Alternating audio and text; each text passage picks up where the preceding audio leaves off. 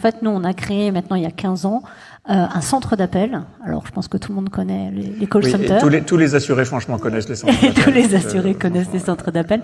Et la France est leader mondial des centres d'appel, j'aime bien le dire.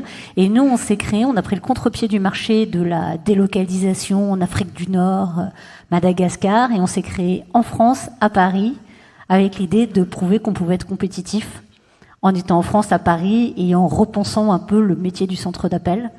2 leviers. Le premier, c'est attractivité des talents et fidélisation. Et je rebondirai sur ce qu'a dit Valentine, l'humain au cœur du modèle. Ouais. Et le deuxième, automatisation avec l'IA des tâches à faible valeur ajoutée. On a été très précurseurs, alors que le marché aujourd'hui en a peur. Nous, on a été très en avance dedans avec l'idée de se dire, on réduit les volumes d'interaction. Donc moins de mails, moins d'appels. Oui, concrètement, j'allais vous demander, c'est quoi les interactions. Oui. Concrètement, un service client, il y a 30, 40, parfois 50% des appels, des mails, des chats maintenant ou autres, qui ne nécessitent pas une intervention humaine. D'accord.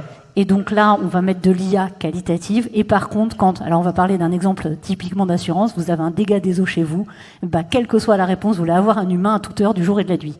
Parce qu'il y a un relationnel, parce qu'il y a une capacité à prendre en charge. Vous êtes une entreprise, vous avez un dégât majeur, vous voulez avoir quelqu'un qui est capable de monter votre dossier, de vous répondre, d'être hyper réactif. Nous, c'est ça. Le modèle, c'est basé sur ces 2 piliers-là.